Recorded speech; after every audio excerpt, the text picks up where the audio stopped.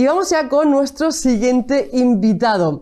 Se trata de Jesús Galindo Sánchez, que es el escritor del libro El Teniente Galindo, biografía autorizada de un piloto de la República. Jesús, bienvenido a Blanco Satén. Muchas gracias por recibirme. Un placer, siento hacerlo con la mascarilla, pero las circunstancias nos obligan. Sí.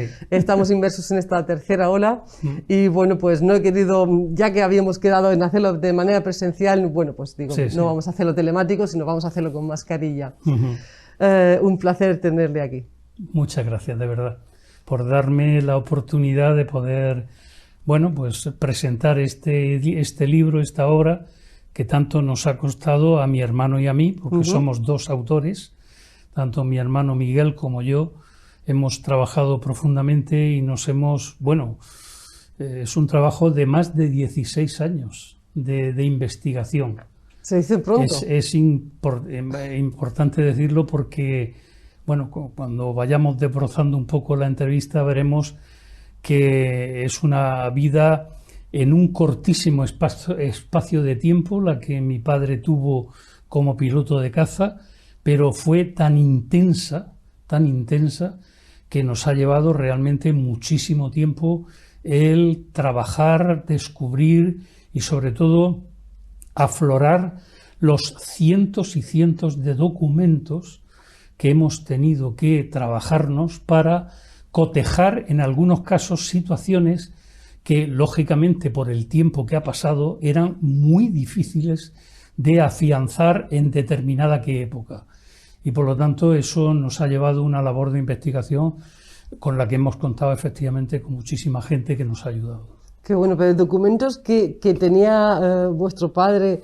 Nuestro padre tenía algunos. Algunos, imagino, guardados, ¿no? Nuestro padre también nos dejó unas breves memorias escritas, manuscritas por él, un poco deslavazadas, que luego él las compendió en unas 5 o 6 hojas o 10 en folio y que nos sirvió como base realmente.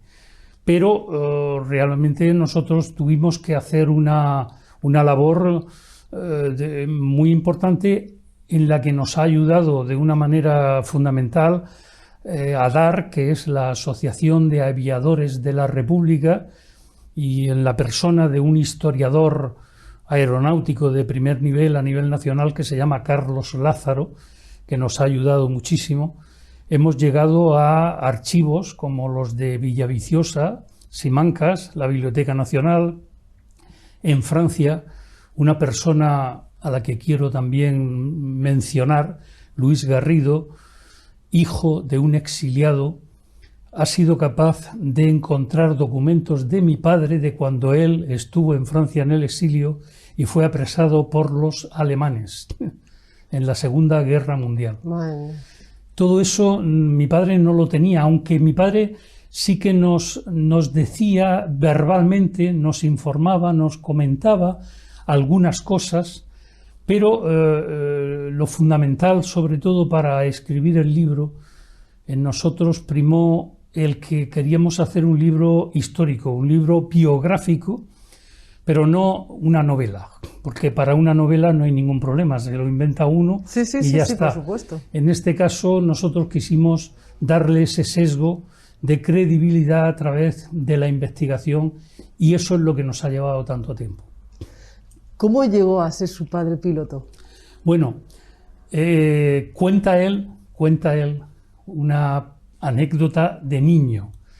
Él nació en un pequeño ventorrillo que había a la orilla de la carretera que unía San Javier con Cartagena, en la zona del aeródromo de los Alcázares, denominado el Carmolí, donde allí desemboca precisamente la Rambla del Albujón, curiosamente tan conocida ahora. Sí.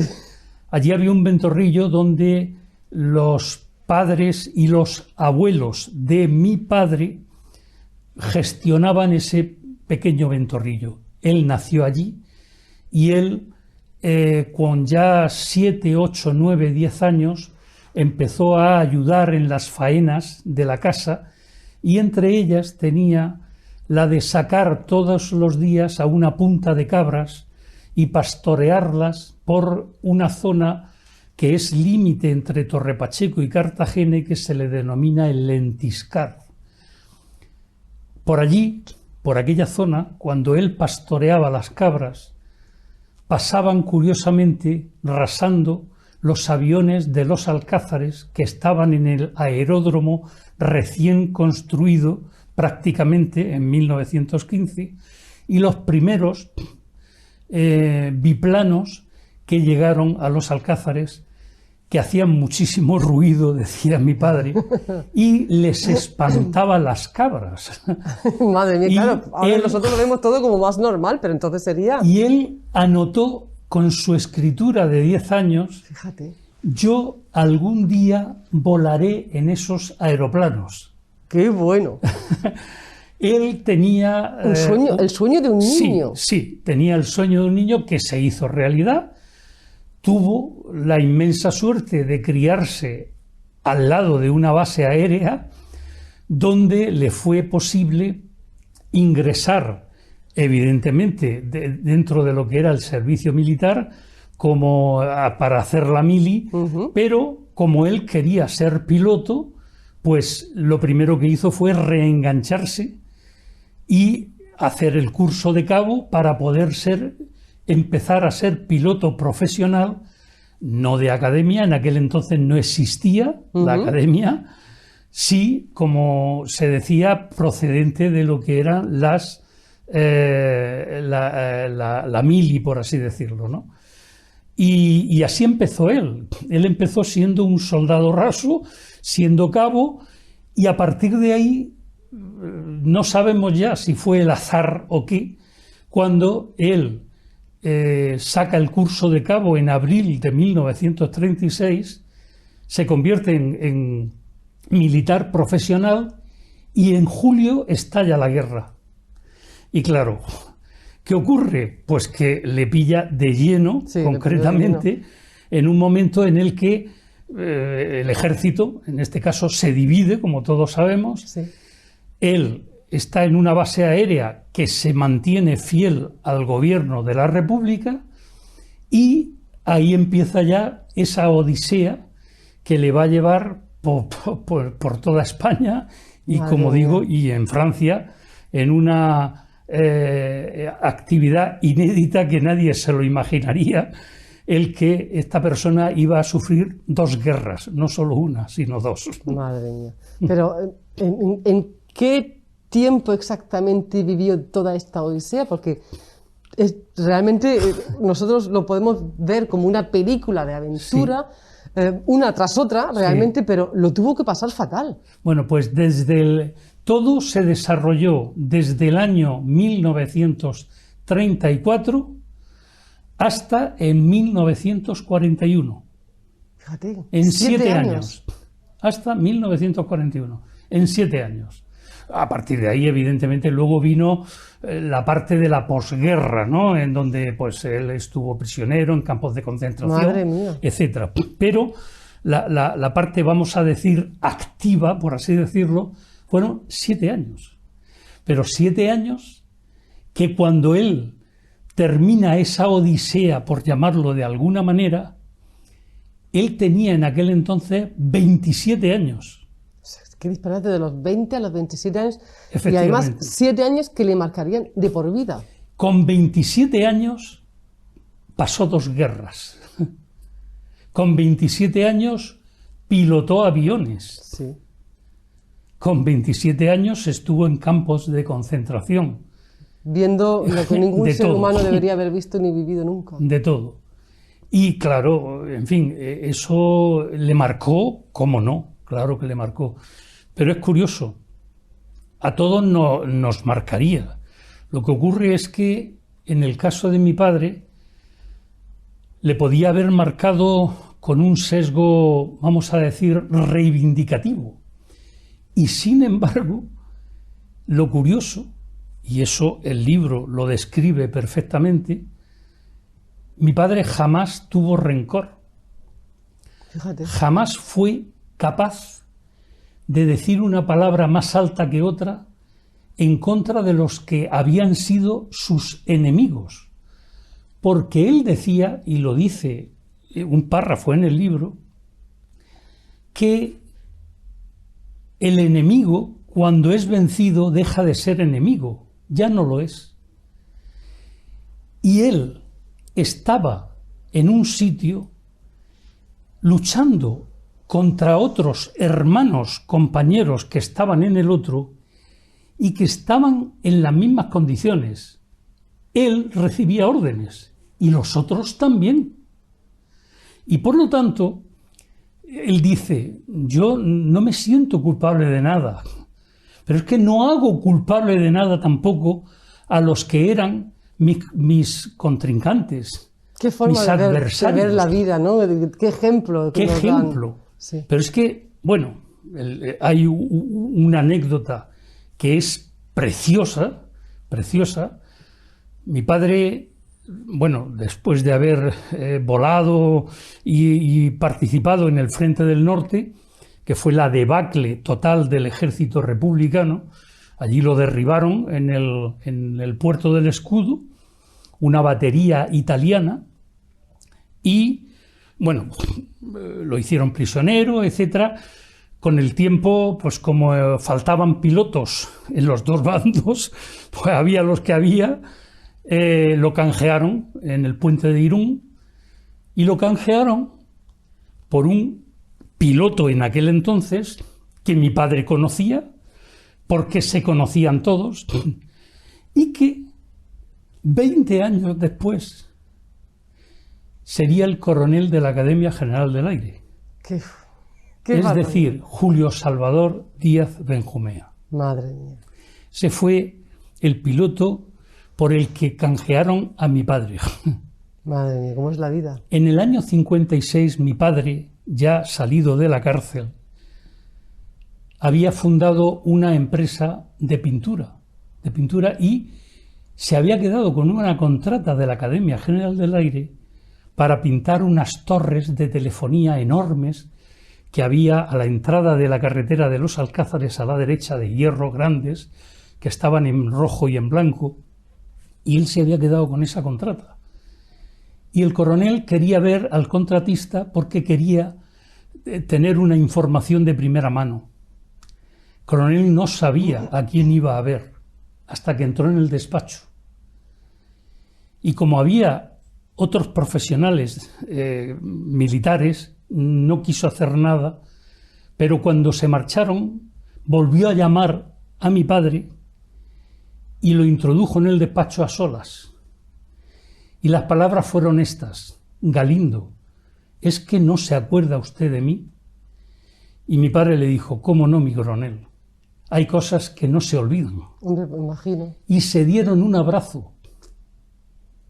Se dieron un abrazo. Hombre, imagino, claro, porque Ese en aquel momento era vital. Ese es el detalle más importante que puede demostrar que no había rencor, Sí. que no había odio, que había simplemente la desgracia de que unos nos llevaron a una guerra en donde enfrentaron hermanos con hermanos, Desde luego. tíos con sobrinos, primos con primos.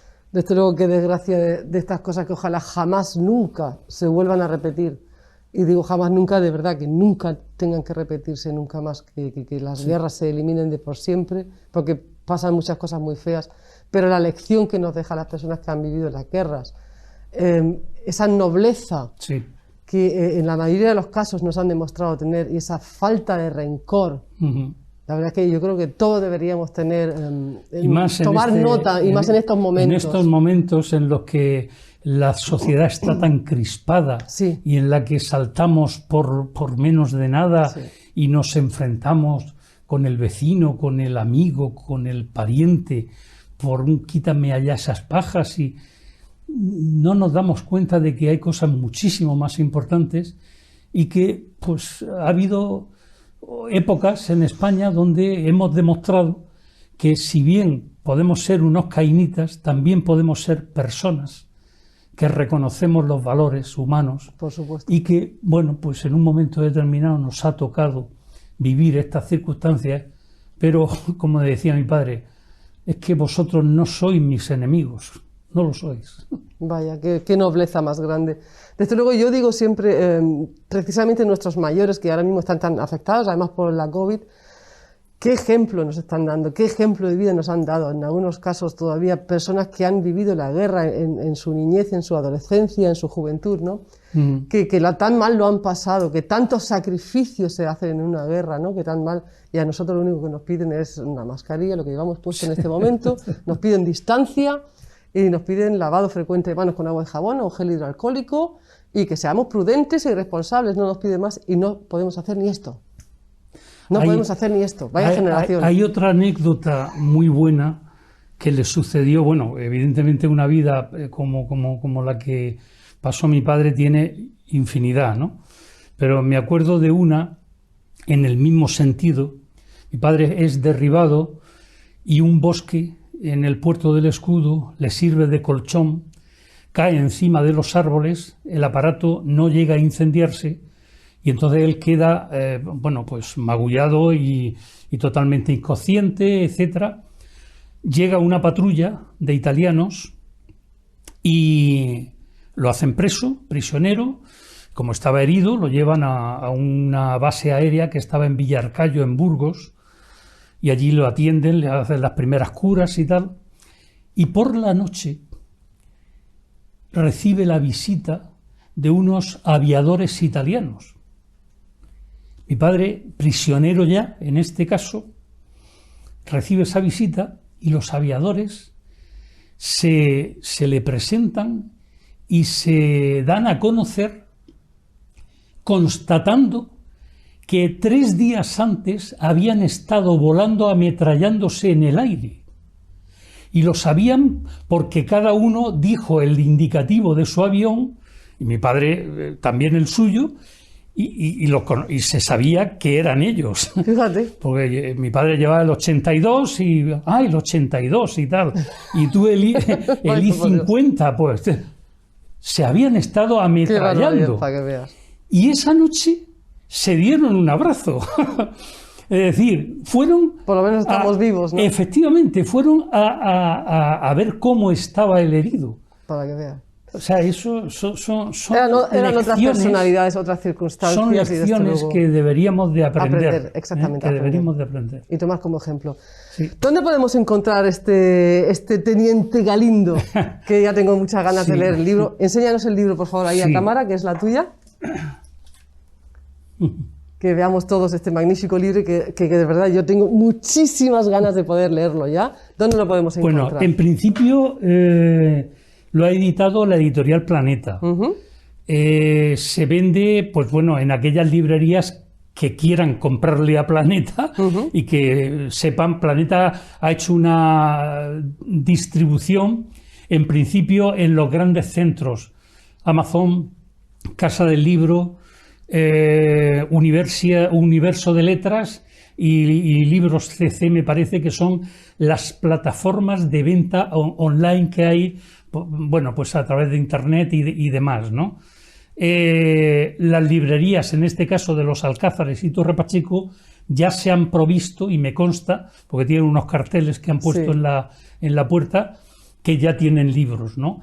Y todas aquellas otras librerías que quieran pueden dirigirse perfectamente a la distribuidora de Editorial Planeta y adquirir los libros que quieran, y se pueden encontrar también en digital, en ebooks. Los han editado en papel y también en ebooks. Pues una maravillosa vida que nos habéis puesto en un libro que tenemos todos la oportunidad de leer. Muchísimas gracias por este magnífico libro, La historia del Teniente Galindo. Muchísimas gracias. De verdad. Gracias a vosotros por darnos la oportunidad de poder dar a conocer una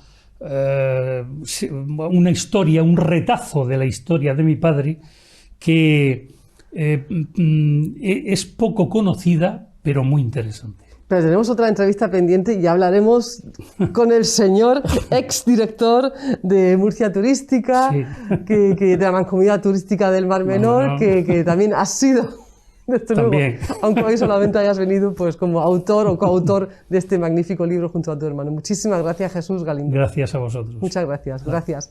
Y nosotros, bueno, pues nos tenemos que marchar ya por el día de hoy. Como siempre, espero que les haya gustado este programa. Pueden volver a ver cualquiera de las entrevistas o reportajes en tuwebtv.es. No se preocupen que se lo vuelva a repetir. Aquí abajo lo tienen, www.tuwebtv.es. Nos veremos la próxima semana, no sin antes pedirles y rogarles, por favor, que sigan manteniendo la distancia de seguridad, siempre con la mascarilla puesta y lavado frecuente de manos con agua y jabón o gel hidroalcohólico. Y si nos quedamos en casa, pues muchísimo mejor. Quedémonos en casa y veamos Blanco Satén y Canal 1, Mar Menor Torre Pacheco. Nos veremos la próxima semana y no sin antes también pediros, por favor, que eso sí, dentro de todo esto y de que os cuidéis muchísimo, intentéis ser felices.